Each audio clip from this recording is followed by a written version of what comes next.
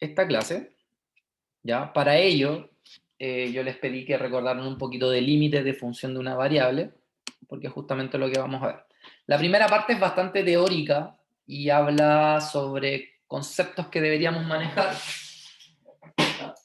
Pero que en general la relevancia se va a dar después, ¿ya? Bien, hoy día vamos a ver límite de funciones en varias variables, ¿ya? Esa es la clase del día de hoy. En general, la idea es reconocer las condiciones para que un límite exista y calcular el límite de funciones en varias variables utilizando diferentes métodos de cálculo, como el cálculo directo, un arreglo algebraico, y hoy día vamos a aprender dos métodos más que se llaman los límites iterados y los métodos de las trayectorias, ¿ya? Bueno, algunas definiciones previas, que es una distancia entre dos puntos, en Rn. Recordemos que la distancia es simplemente la diferencia entre las y las x, al cuadrado y en raíz, ¿cierto? O sea, por ejemplo, entonces si yo resto y1 con x1 y lo elevo al cuadrado, le sumo el i2 menos el i2 y lo elevo al cuadrado y así, voy a obtener la distancia entre esos dos puntos, ¿ya? Después hay un concepto que se llama bola abierta. ¿Qué es lo que es una bola abierta? Una bola abierta, por ejemplo, en el plano es una circunferencia que tiene un radio específico desde un centro hasta algún punto, ¿ya? Entonces, por ejemplo, acá bola de A a R, o sea, la distancia entre A y el radio R vendría siendo todos aquellos puntos, ¿ya? Cuya distancia es menor que R. O sea, en el fondo todo lo que está dentro de la circunferencia sin considerar el borde. Pero se llama bola abierta. O sea, si fuera una esfera, sería la esfera sin considerar el borde. O sea, siempre todo lo que está dentro. Como un intervalo. Los intervalos abiertos, ¿cierto? Es todo lo que estaba dentro del intervalo sin considerar los extremos. Una bola reducida, en pocas palabras, es el mismo concepto de bola abierta, pero sin el centro. O sea, tengo la bola y le quito el centro. Y de esa manera obtengo una bola reducida. Y una bola cerrada es todo. Todo lo de adentro considerando el borde. ¿Ya? Estas son simplemente notaciones. Así que no hay mucho que entender, pero lo más importante es que una bola abierta es como una circunferencia o una esfera que no considera el borde, pero sí todo lo de adentro. La reducida es todo lo de adentro sin considerar el borde, pero sin el centro. Y la cerrada es todo, lo de adentro y el borde. ¿Ya? De aquí yo puedo definir qué es un conjunto abierto y qué es un conjunto cerrado. Y un conjunto abierto es simplemente una bola abierta. Eso representa un conjunto. Entonces, si yo genero una bola abierta, ¿ya? Adentro voy a tener elementos, por lo tanto este es un conjunto abierto, ¿ya? Si yo hiciera otra bola dentro de esta bola, por ejemplo, no sé, ahí, entonces aquí también yo tendría dentro de él un subconjunto que por ende también es un conjunto que es abierto, ¿ya? Aquí lo importante es entender qué es un delta. El delta es el valor del radio que yo lo puedo variar. Lo puedo hacer tan chiquitito como yo quiera o tan grande como yo quiera. Entonces, ¿qué pasa? Si yo en el borde de esta circunferencia yo quisiera, por ejemplo, un punto ahí, yo podría hacer una circunferencia muy chiquitita y por lo tanto este sería un conjunto sin considerar el borde, un conjunto abierto, ¿ya? Entonces el delta es un valor que yo lo puedo manejar a mi antojo, por los valores que yo quiero. Y un conjunto cerrado es como una bola cerrada, un conjunto que también considera el borde completo, ¿ya? Entonces, si yo tengo un universo, un conjunto universo, como les dije, yo puedo crear desde un cierto centro una bola abierta con un cierto radio, que en este caso el radio no se llama delta, se llama épsilon. Lo importante es que el delta y el épsilon yo los puedo hacer tan chiquititos como yo quiera, ¿ya? Eso es lo importante. Ahora, ¿por qué eso? También tenemos un punto que se llama un punto de acumulación, ¿ya? ¿Qué es lo que es un punto de acumulación? Un punto de acumulación es cuando yo tengo dos conjuntos intersectados entre sí, ¿ya? Y yo puedo generar de uno de los puntos de intersección una bola abierta lo más grande o chiquita posible que yo quiera. Entonces, ¿qué pasa? Que en ese punto, ¿por qué yo lo puedo llamar punto de acumulación? Porque alrededor de él hay muchos puntos. Entonces, es como un punto donde se acumula alrededor de él muchos puntos más. Es un punto de acumulación. ¿Ya? Ahora, ¿de qué me sirve todo esto? Porque de aquí nace una definición, que es la definición de funciones. O de, mejor dicho, del límite de una función. Entonces, vamos a suponer que tenemos una función f, que tiene un dominio D, que es un subconjunto de Rn. Pueden ser los Rn, por supuesto, pero también es un subconjunto. No sé, como lo dibujábamos la semana pasada, una parábola que toma lo de adentro, o una circunferencia que toma lo de adentro, o una recta que toma toda la región de abajo. Por eso es un subconjunto. Y que va a R, porque recordemos que las funciones en varias variables son funciones que yo le reemplazo los valores y me da como resultado un número. ¿Cierto?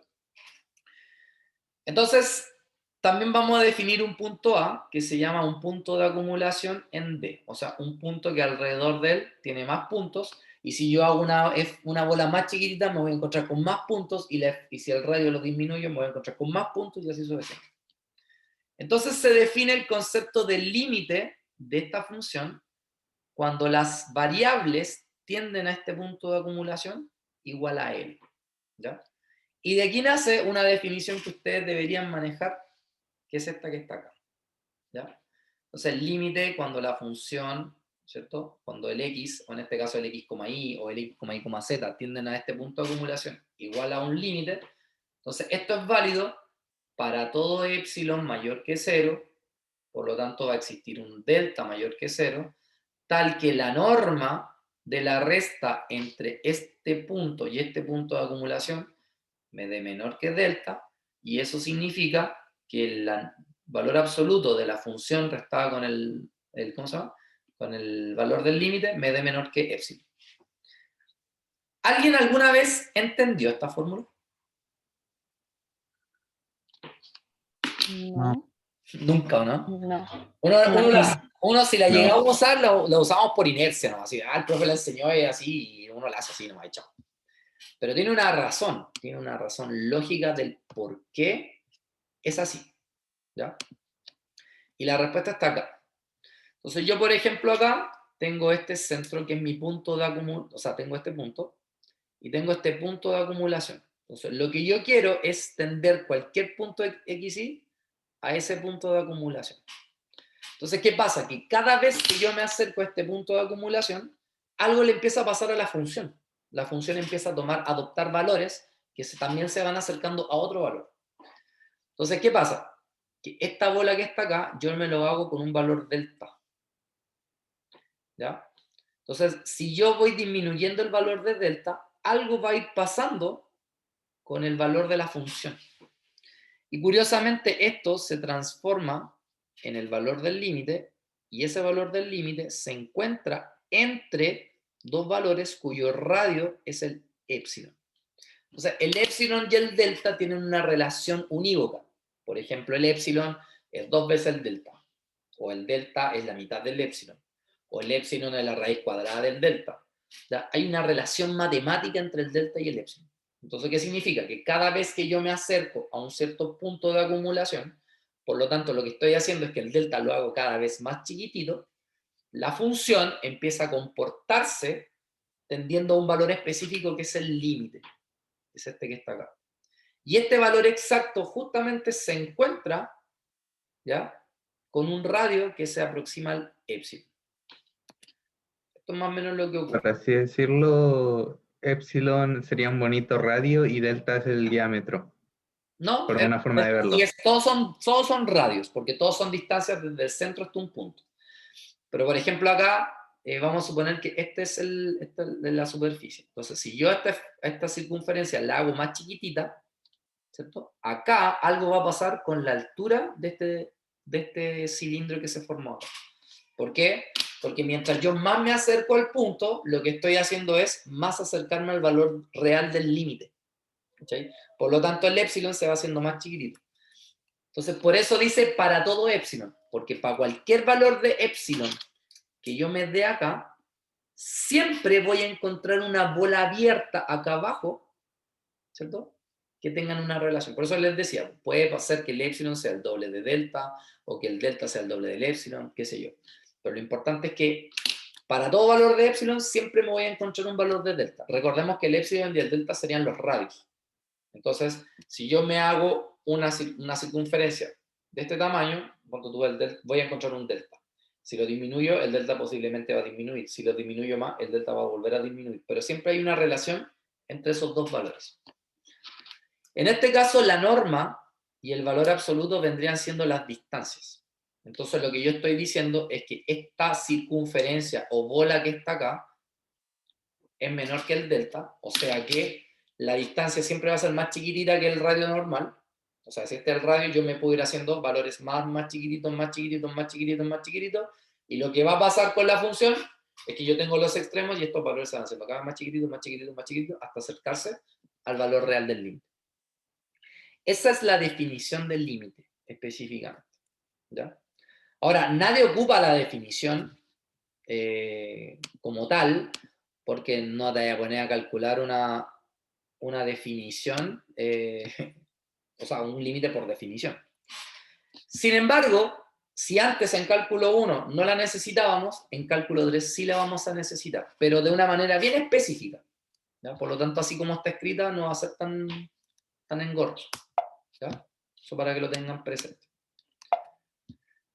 Bueno, algo que tenemos que tener claro es que si yo tengo un límite cuando este vector x tiende a A, que es el punto de acumulación, de una cierta función f, y además tengo un límite cuando este vector A tiende a ¿cómo se llama? De una función g, se cumplen estas propiedades, que son las mismas propiedades del límite que teníamos en cálculo 1. O sea, el límite de una suma es la suma de los límites. El límite de una multiplicación es la multiplicación de los límites. El límite de un cociente es el cociente de los límites, considerando obviamente que el límite de acá abajo no puede ser 0. O sea que si yo tengo, no sé, un límite cuando xy tiende al 3,2 de, no sé, x más y, yo puedo calcular el límite para el x más el límite para el y. Lo podría hacer así sin ningún problema. ¿Ya? Sin embargo, ¿cómo yo puedo calcular un límite en varias variables? Porque en una variable, si yo les decía, por ejemplo, chiquillos, calculen el límite cuando x tiende a 5 de x más 2. ¿Se acuerdan lo que hacían ustedes para calcular ese límite?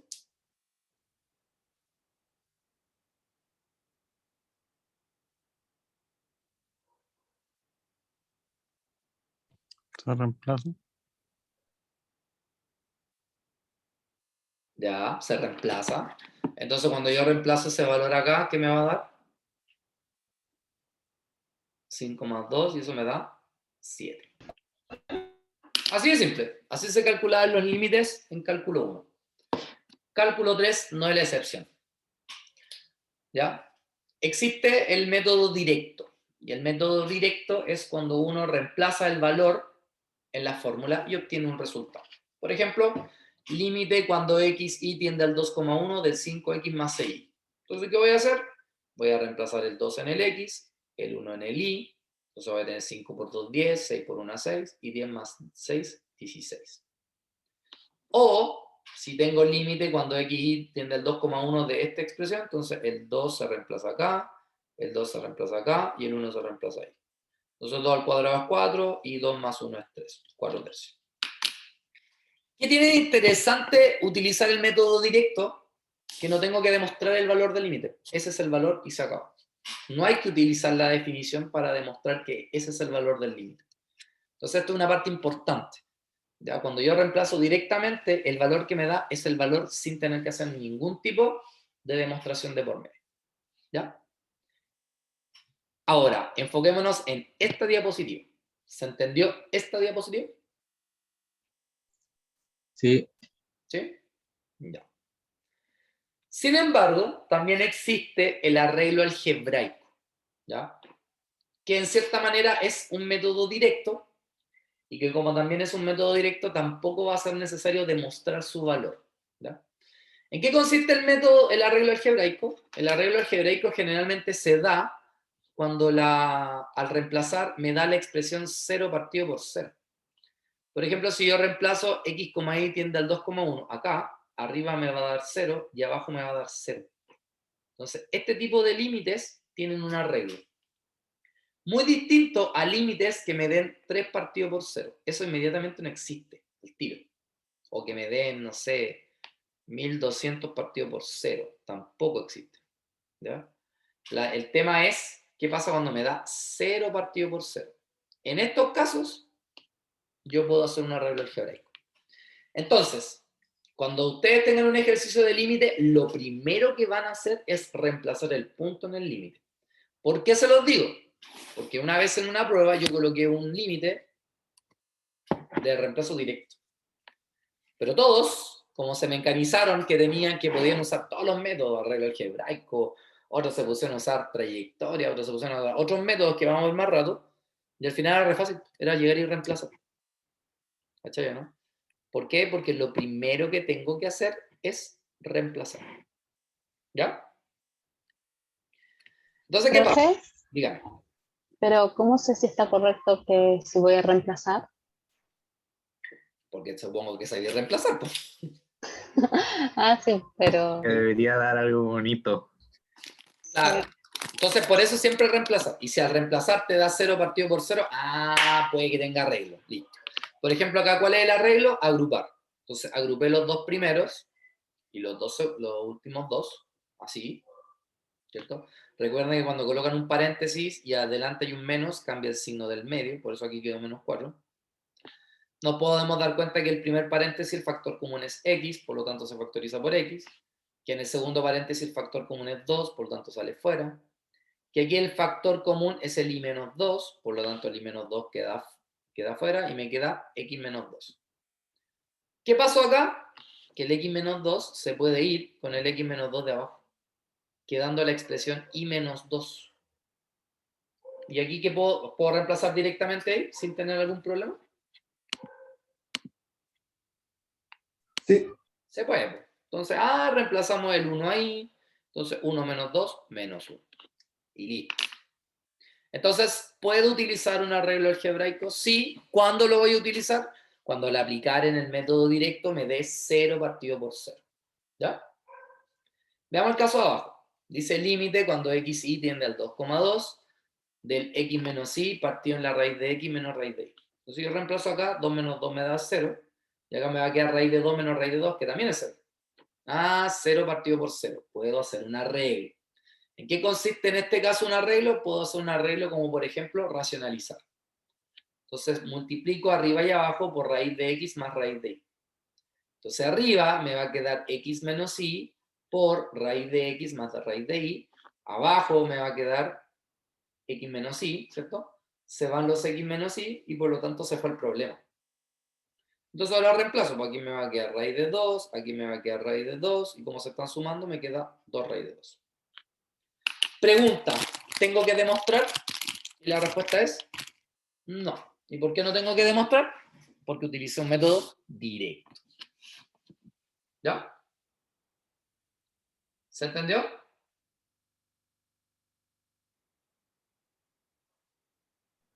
Profe.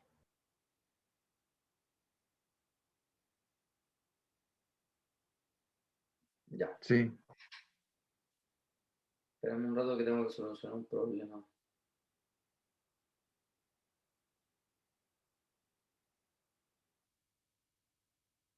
Ya. Listo.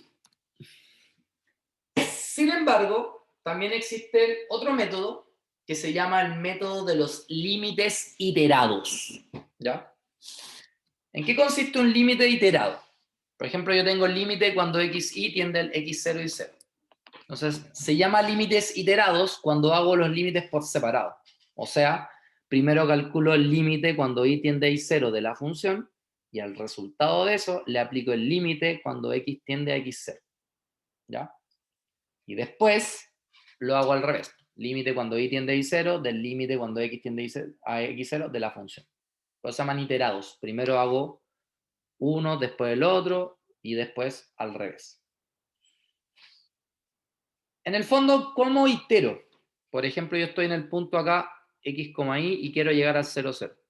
Entonces, en el fondo, lo que yo estoy haciendo, por ejemplo, acá es haciendo que el y tienda a 0. O sea, haciendo que el valor de y se acerque al 0. Y después que yo llego acá, hago tender la función en x al 0. O podría tomar esta otra trayectoria.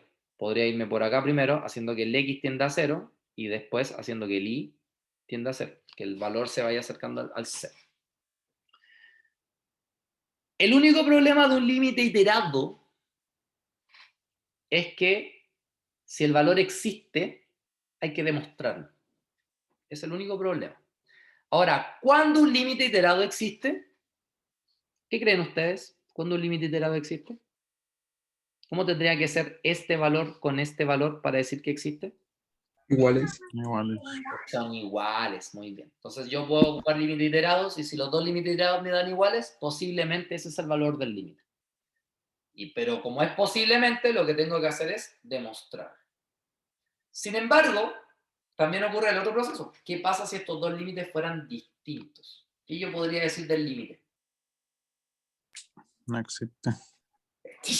Coronavirus. Perdón. Que no existe.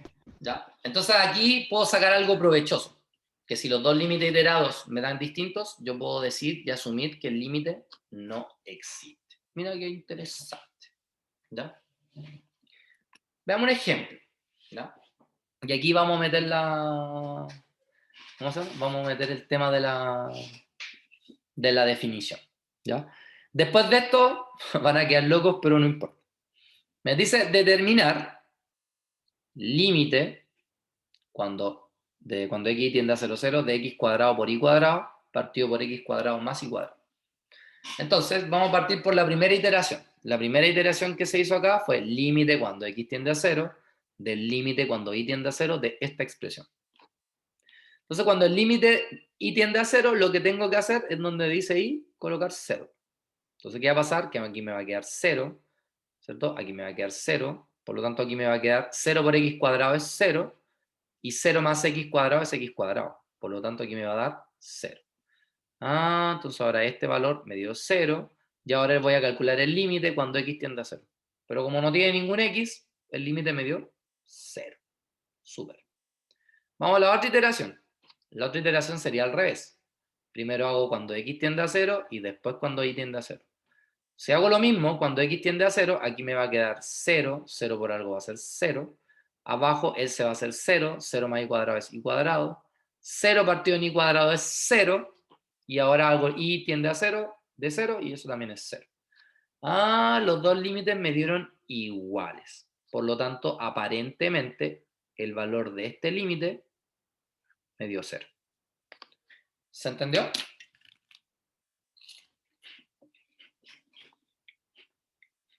Sí, profe. No sé que existe ese límite. Ya, pues, eso es lo que tenemos que demostrar ahora. Eso es lo que no sabemos. Ya, de aquí empieza la persinación. En nombre del Padre, del Hijo y del Espíritu Santo. Amén. ¿Cómo se ocupa la definición? La escribo.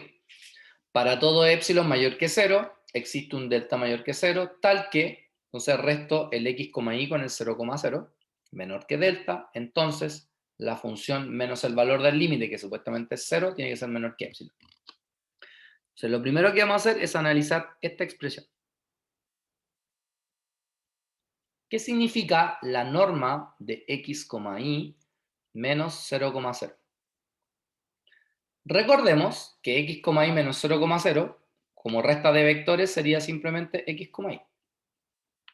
Y recordemos que la norma de un vector x, y es la raíz de x cuadrado más y cuadrado.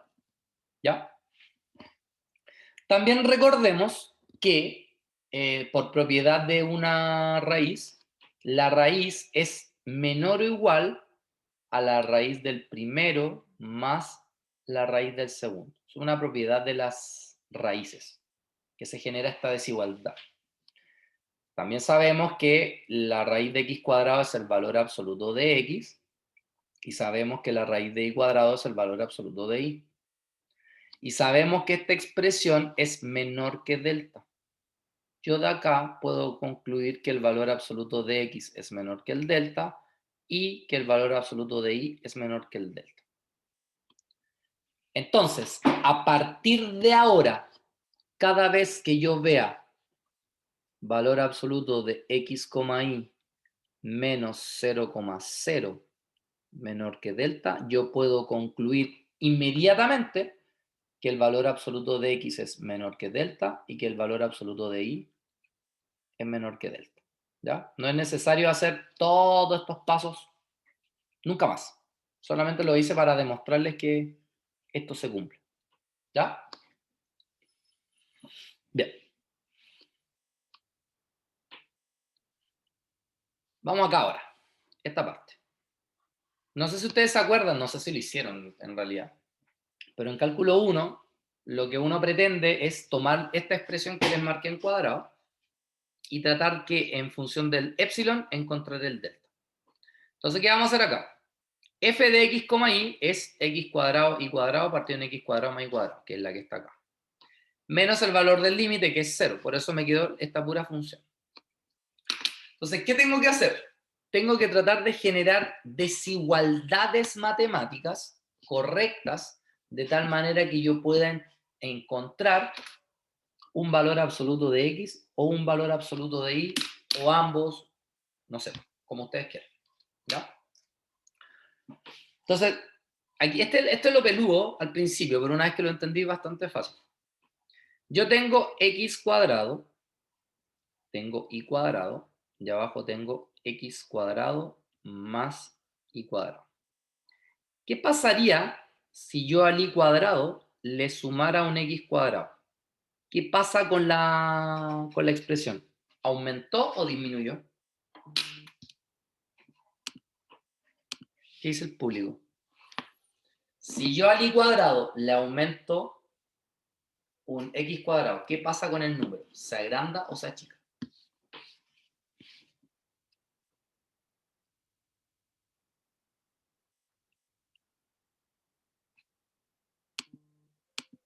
No se peleen, ¿sí? A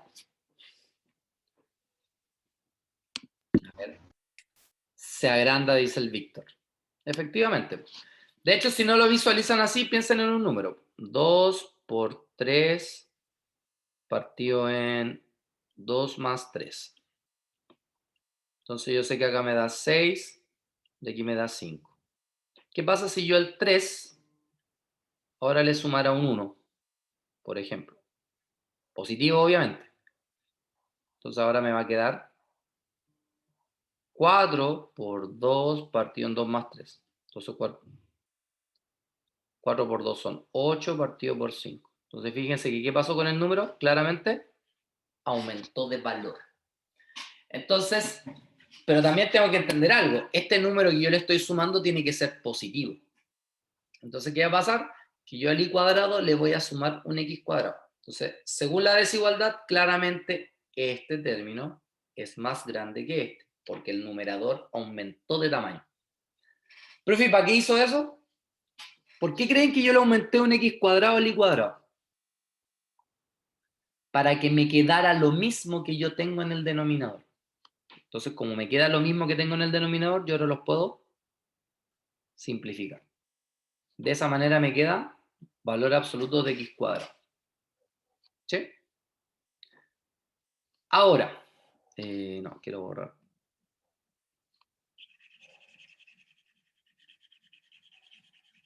Y ahora estamos listos.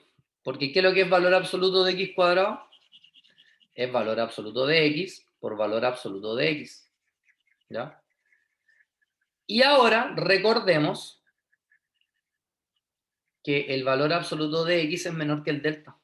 ¿Eso qué significa? Que este valor absoluto es menor que el delta y este valor absoluto es menor que el delta. Por lo tanto, el valor absoluto de x por el valor absoluto de x es menor que delta por delta. Y delta por delta es delta al cuadrado. Entonces, fíjense que según toda esta secuencia, yo estoy terminando de decir que el valor absoluto de x cuadrado por y cuadrado partido por x cuadrado más y cuadrado tiene que ser menor que el delta cuadrado. Pero si yo analizo la definición acá, esta función tiene que ser menor que epsilon. Por lo tanto, yo puedo concluir que el delta cuadrado es igual al epsilon. Y por lo tanto, si yo despejo el delta, me queda la raíz de epsilon. Si ustedes se acuerdan, nosotros dijimos que en el caso del límite, para que exista, tiene que haber una relación matemática entre el épsilon y el delta. ¿Qué fue lo que encontramos? Una relación matemática entre el épsilon y el delta. Como encontramos esta relación, significa que sabemos cómo se comporta la función en base a esto. Y por ende, compruebo que el límite existe. O sea, ¿cómo yo compruebo que un límite existe? Encontrando la relación entre el delta y el epsilon. Posiblemente no me entendieron mucho, ¿ya? O lo entendieron, pero no saben todavía por qué la esencia. Y es porque en realidad necesitamos más ejercicio. Pues con este primero no sacamos mucho. ¿Ya? Profe, Dígame. entonces no siempre hay una relación entre el epsilon y el delta. Siempre O sea, hay una cuando no. relación. Si el límite existe. Si el límite existe, jamás en la vida vas a encontrar esa relación matemática. Profe, antes que salte a otro ejercicio, ¿podría explicar la parte en que salió el x cuadrado en abajo? Anterior a la última línea. X cuadrado, esa. Sí, porfa.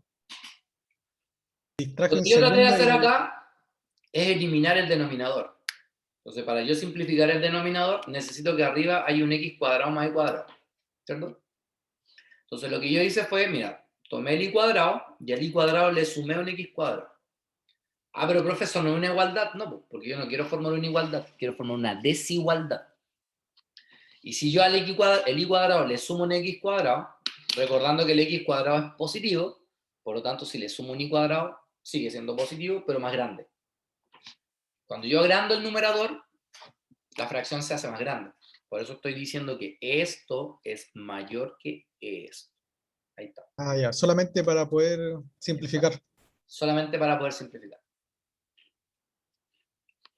Va a depender del ejercicio en realidad. Por eso ahí vamos a ver varios ejercicios para que vayan dándose cuenta más o menos. Lo más importante acá es que entiendan que ahora, cuando le aparezca esto, usted deduce esto al tiro. Al tiro, ya no tiene para qué hacer todo este show que hicimos acá. ¿Ya? Bien, veamos otro ejemplo de límite iterado. Pues. Acá tenemos otro caso. Límite cuando x tiende a 0, 0, de 4y cuadrado menos 3x cuadrado, partido en x cuadrado menos y cuadrado. Profe, ¿y por qué yo voy a usar límite iterado? De hecho, en el anterior, ¿por qué usamos límite iterado y no hicimos arreglo algebraico? Porque si ustedes miran... Arreglar algebraico es imposible con esta forma, por cómo está el escrito. arreglo no se puede. No hay un arreglo algebraico acá. No puedo factorizar, no puedo racionalizar, entonces no hay un arreglo. Por eso no usé ese método. Aquí tampoco voy a usar el método porque no hay ningún arreglo algebraico que me permita eliminar el problema que es el denominador. Por eso digo, iterado entonces. Ya pues. Tenemos límite cuando x tiende a 0, 0 de la función. Entonces dijimos, ya pues. Límite cuando x tiende a 0 del límite cuando y tiende a 0. Del límite cuando y tiende a 0, el c se va a hacer 0, el c va a ser 0, entonces me va a quedar menos 3x cuadrado partido en x cuadrado. Se van a ir los x cuadrados y me va a quedar límite cuando x tiende a 0 del menos 3. ¿Qué me da? Menos 3. Cambiemos la iteración. Ahora el límite cuando y tiende a 0 del límite cuando x tiende a 0 de esto. Entonces cuando x tiende a 0 se va a ir él y se va a ir él, quedando 4y cuadrado arriba y menos y cuadrado abajo. Se van a simplificar los y cuadrados, ¿cierto? Y me va a quedar menos 4. Y cuando yo le calcule el límite va a seguir siendo menos 4. ¿Cómo son los dos límites? Distintos. Entonces aquí se cumple que cuando los límites iterados son distintos, ¿qué pasa con el límite? No existe. No existe. Entonces, una de las cosas positivas que tienen los límites iterados es que cuando son distintos no existen. Entonces ya hasta ahí llega el ejercicio si no existe.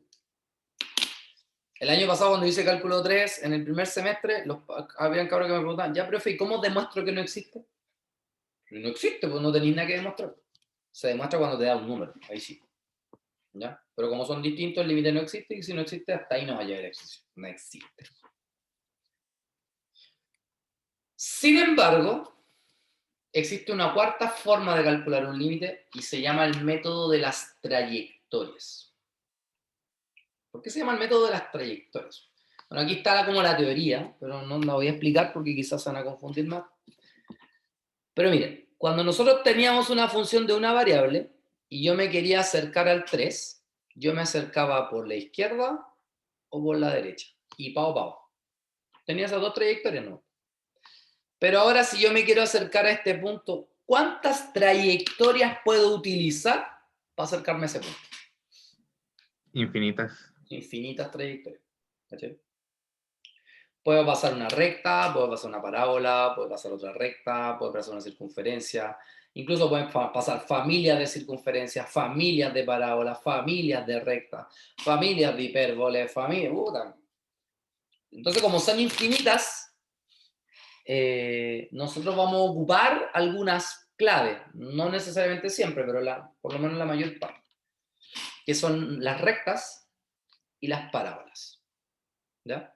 Entonces, si por ejemplo yo tiendo al A, B, entonces voy a ocupar esta recta.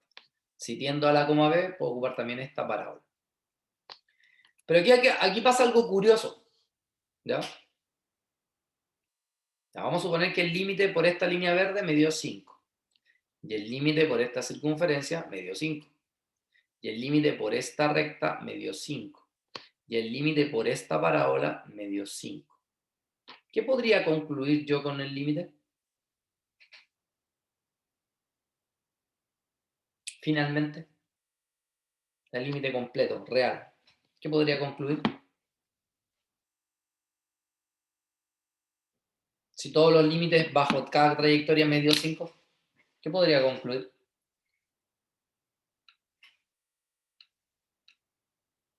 ¿Cuánto valdría el límite? Que tiende a 5. ¿Cierto? ¿Qué pasaría si una de las trayectorias me diera 4? ¿Qué creen ustedes? ¿Qué pasaría si una de las trayectorias, el límite me diera 4?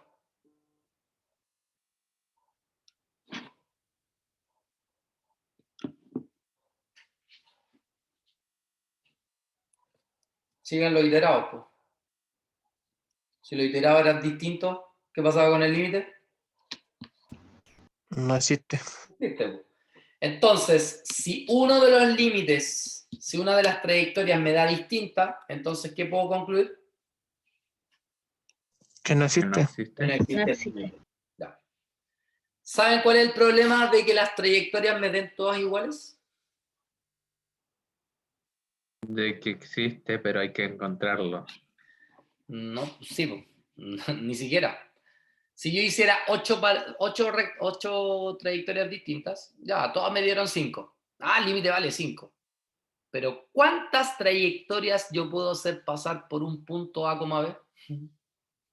Infinitas. Infinita, o sea, Infinita. tendría que comprobar infinitas trayectorias, Infinita. no me deberían dar 5. ¿Y qué pasa? Que justo una no me da 5, me da 6. Por lo tanto, en este método es necesario demostrar el valor del límite. ¿Por qué? Porque no tengo idea si es que existe una por ahí que me dé que al final el límite no exista. Entonces, claro, yo lo voy a probar con varias trayectorias y si todas me empiezan a dar lo mismo, ya, tengo que demostrarlo porque aparentemente está el valor. Pero no estoy seguro si es 100%. Ese es el único detalle que tiene este método. ¿Ya? Profe, pero usted la va a encontrar, ¿no? O sea, puedo... La historia que va a ser distinta. No, pues, o sea, puede ser de que una de las trayectorias me dé distinta, no existe. Pero ¿y si nunca encontré esa trayectoria? Vaya a tener que estar infinitamente tratando de encontrarla, ¿cachai? Entonces ese es el tema. Bueno, ¿cómo lo vamos a hacer nosotros? Porque esto tiene su técnica. Vamos a suponer que quiero calcular este límite. Límite cuando xy tiende a 0, 0 de xy partido en x cuadrado más y cuadrado. Lo primero que me voy a fijar es en el punto a quien voy a tender. Entonces yo voy a tender al 0, 0. Por lo tanto, yo, por ejemplo, podría aplicar una familia de rectas como trayectoria. Podría decir y igual a mx, ¿cierto? Porque estas rectas, todas las rectas, para cada valor de la pendiente que yo le dé, me da el 0, 0, ¿cierto? Podría ocupar otra familia de rectas, como por ejemplo x igual a, no sé, a por y. También podría ser. También satisfacen pasar por el 0, 0. Podría ocupar, por ejemplo, una familia de parábolas. Entonces podría decir y igual a ax cuadrado. Podría ocupar una familia ¿cómo se llama? De parábolas, pero en el otro sentido, pues, o sea, decir Elipses. x igual a y cuadrado. Podría ocupar elipse. Nosotros usualmente vamos a trabajar con esta y con esta. Usualmente. De hecho, los límites iterados también son límites por trayectoria. Porque ¿qué fue lo que yo hice? Me moví por esta trayectoria y después me moví por esta trayectoria. ¿Ya? Son trayectorias específicas los límites iterados. Entonces, vamos a partir con la primera. La primera es la recta. Vamos a usar una familia de rectas, por eso está esa M. ¿Ya? ¿Listo? Entonces lo que voy a hacer ahora es reemplazar acá. ¿Qué pasa? Que el valor de y lo voy a reemplazar por mx. Por lo tanto, acá me va a quedar x, el y ahora es mx, tengo x cuadrado, el y va a ser mx al cuadrado. Pero acá hay un problema. O sea, no un problema, sino que esta función ya no depende de y, depende solo del x. Entonces, ¿qué voy a escribir? Solamente cuando el x tiende a 0. O sea que mi límite de función de dos variables se transformó en un límite de una sola variable. Y ahí puedo usar todos los métodos que yo quiera. Ah, ya, pues entonces tengo m, x por x son x cuadrado, partido por x cuadrado más mx al cuadrado, que sería m cuadrado por x cuadrado. Abajo puedo factorizar por x cuadrado, se van los x cuadrados y me queda esto.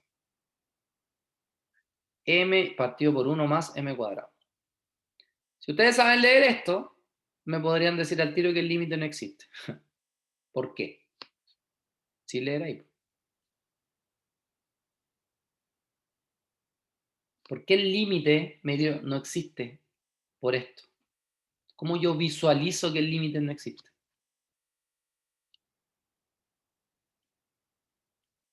A ver si a alguien se le ocurre. Sin mirar, sin leer, sí. ¿Por qué yo al mirar eso digo, no existe el límite? Al tiro. Porque X no tiende a ningún número. No, pues si tiende a 0. Y al calcularlo te dio eso. Por el chat dicen que desapareció el X. No. No, porque desapareció el X. No. ¿Por qué por la M, Michelle? ¿Qué es lo que representa la M en una recta? La pendiente. La pendiente. Ah, ya, pues entonces, cuando la pendiente valga 0, o sea, cuando tengamos una recta cuya pendiente es 0, yo voy a tener que el límite me da 0. Pero cuando la pendiente valga 1, yo voy a tener que el límite vale 1 más 1 al cuadrado, que es 2, entonces voy a tener 1/2. Pero cuando la pendiente valga 3, por ejemplo, voy a tener un 3 arriba y un 10 abajo, porque 3 al cuadrado es 9 más 1 es 10. ¿Qué empieza a pasar con los valores de los límites? Para cada valor de m, ¿son iguales o son distintos? Distinto. Son distintos. Distintos. Como son distintos, ¿qué acabamos de decir? Que cuando los límites son distintos, ¿cómo es el límite completo? ¿O qué le pasa al límite completo? Deja de existir. Que no existe, Existe. justamente. Entonces, ¿qué pasa? Que cuando yo reemplazo una familia de algo, ¿ya? Y mi resultado depende de la pendiente o del coeficiente que aparezca ahí, yo inmediatamente sé que el límite no existe. Porque como depende de m, significa que para cada valor de m yo voy a tener un límite distinto. ¿Se entiende?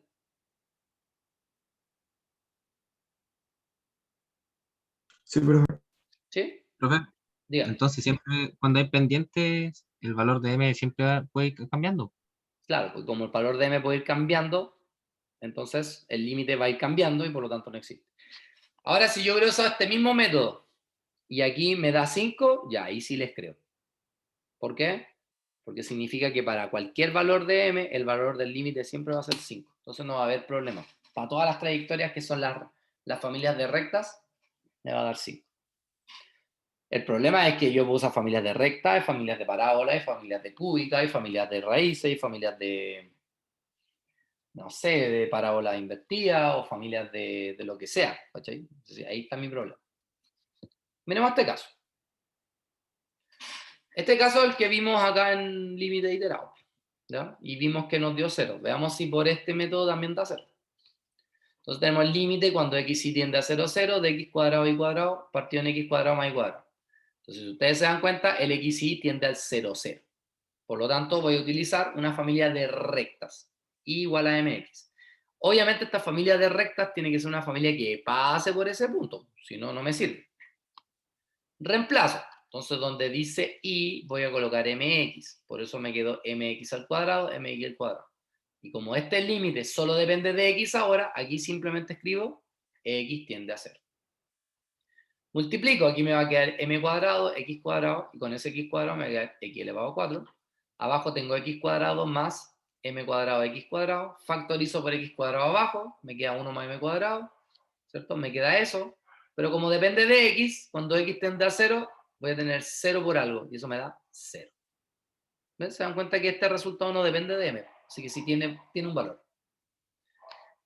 Pero no me sirve porque es uno solo. A pesar de que una familia de rectas y son infinitas es uno solo. Ocupemos otra familia. Por ejemplo, una familia de parábolas. Y igual a mx cuadrado. Entonces, ¿qué vamos a hacer? Donde dice y, ahora vamos a colocar mx cuadrado. Entonces aquí va a quedar, estoy hablando pésimo, mx cuadrado al cuadrado, y abajo mx cuadrado al cuadrado. Entonces acá me va a quedar x elevado a 4 por x cuadrado, que son x elevado a 6. Me va a quedar el m cuadrado, el x cuadrado, el m cuadrado, el x elevado a 4. Abajo puedo factorizar por x cuadrado. Se va a ir con él, me va a quedar un x elevado a 4 arriba. Hago el límite cuando x tiende a 0. Aquí me va a quedar 0 y aquí me va a quedar 1. Y 0 partido por 1 es 0. O sea, para la familia de rectas me dio 0. Para la familia de parábolas también me dio 0. Por lo tanto, ¿qué podría concluir? Que aparentemente el valor del límite es 0. Entonces, ¿qué tendría que hacer acá? Demostrarlo.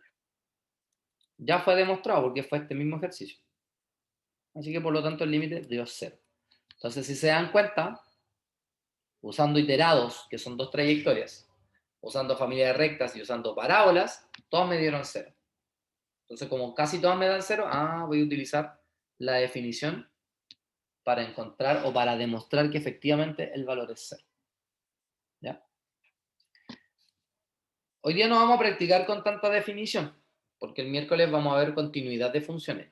Y la continuidad en el fondo es un límite, así que no hay mucho que hacer. Y ahí vamos a seguir practicando el tema de si que hay que demostrar y técnicas para ello, qué sé. Lo más probable es que la mayor parte de los ejercicios les va a parecer que no existe, ¿ya? Pero hay límites que sí existen. Veamos el 3. Dice límite cuando x y tiende al 3,1 de x cuadrado y menos 6xy menos x cuadrado más 6x menos 9y más 9 partido en eso. Lo primero que usted tiene que hacer es reemplazar el valor acá. Este es un ejercicio como lo que yo les decía. Muchas veces yo les doy un ejercicio así y empiezan al tiro, que parábola, que elipse, que la cuestión, y al final era reemplazarlo. Bueno, acá, si yo reemplazo, esto me va a dar 0 partido por 0. Eso significa que tiene algún arreglo, pero algebraicamente, a simple vista, pareciera que no lo tiene. Entonces no me sirve mucho. ¿Ya? Por lo tanto, vamos a utilizar una familia de rectas. ¿Ya? En este caso, podría usar la familia de rectas igual a mx. ¿Qué dice el público?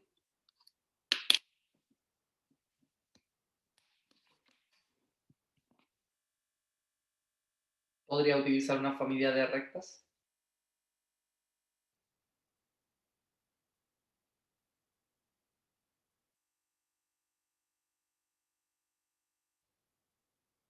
O sea, ¿puedo usar esa familia de rectas igual a mx? ¿Sí o no? Ya, pues, norte-sur, este-oeste, tendremos una fiesta. ¿Puedo utilizar esta familia de rectas acá, en este ejercicio?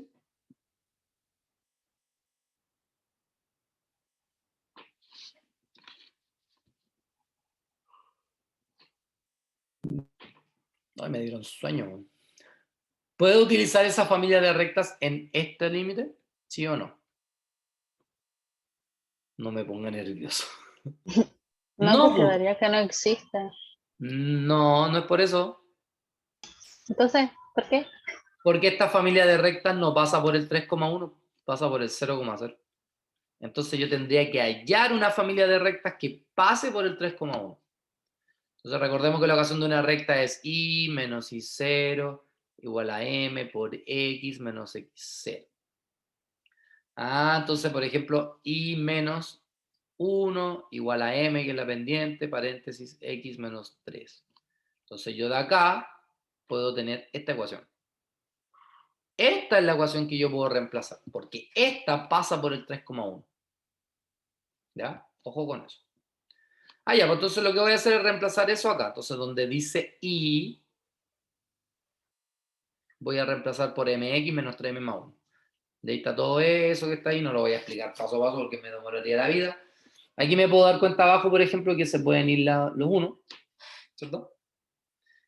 Entonces acá arriba multiplico término término, elimino aquello que pueda eliminar y me queda esto.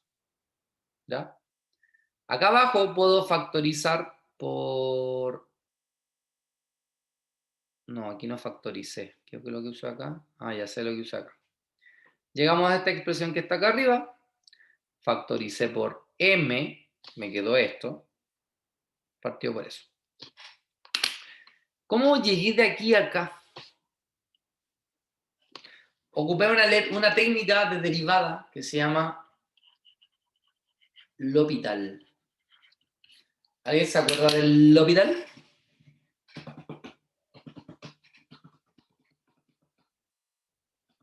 ¿No se lo enseñaron? Sí, pero no me acuerdo. La técnica del L'Hopital dice que cuando el límite te da de la forma 0 partido por 0, tú lo que puedes hacer es derivar arriba y derivar abajo por separado. Entonces, por ejemplo, se mantiene el m. ¿Cuál es la derivada de x cubo? 3x cuadrado. ¿Cuál es la derivada de menos 9x cuadrado? Menos 18x. ¿Cuál es la derivada de 9x? 9. La derivada del 27 es 0. Abajo, ¿cuál es la derivada de x menos 3 elevado a 4? Recordemos que baja el 4, se le resta 1 el exponente, se deriva lo de adentro, pero como me va a dar 1, queda así. Acá el m cuadrado se mantiene y pasa lo mismo. El 2 va a bajar, ¿cierto? Y se le resta 1 al exponente. Si ahora yo reemplazo 3 acá, arriba me va a quedar 3 al cuadrado son 9, 9 por 3 son 27, menos 18 por 3, que son 3 por 8, 24, 2, 3 por 1, 3, 4, 5 son 54, más 9. Y eso me da menos 18. Abajo, si reemplazo el 3, aquí me va a dar 0, aquí me va a dar 0, entonces me da 0. Y como menos 18 partido por 0 no existe, entonces este límite de torrante no existe. ¿Ya? Eso significa que yo puedo mezclar técnicas de cálculo de límite en los ejercicios que tenemos acá. ¿Qué es lo más importante? Que puedo usar trayectorias, que puedo usar iterados, que son parte de las trayectorias. Puedo usar el arreglo algebraico, si es que me da de la forma 0 partido por 0, y si es que se puede arreglar algebraicamente. Y el reemplazo directo, que es el más penca, porque es reemplazar directamente y no llegamos a nada. Y termino la clase. Yo ahí rezando a Diosito, Señor, te pedí, nunca te he pedido nada, pero el que esté viendo esto pasa el examen de matemáticas. Se lo pido a Diosito con todo mi corazón. Y ahí está. ¿Sí? Bueno, la guía se van a dar cuenta que es mucho más fácil que los ejercicios que puse acá. Puse estos ejercicios porque después te se quejan, ay, que ya es el ejercicio más fácil y después nosotros los difíciles. Bueno, por eso puse este ejercicio acá más difícil, para que en la guía se le haga, se supone que más fácil. El miércoles la clase trata de continuidad. Y la continuidad también trabaja con límites. Por lo tanto, en el fondo vamos a seguir calculando límites el miércoles. Por ende, vamos a seguir practicando esto de demostrar. ¿Ya? Lo importante que hay que entender es que con el método de las trayectorias necesito demostrar el valor. Y ese es el único pero. ¿Ya? Que no lo tengo con los otros métodos. independiente de. Ya.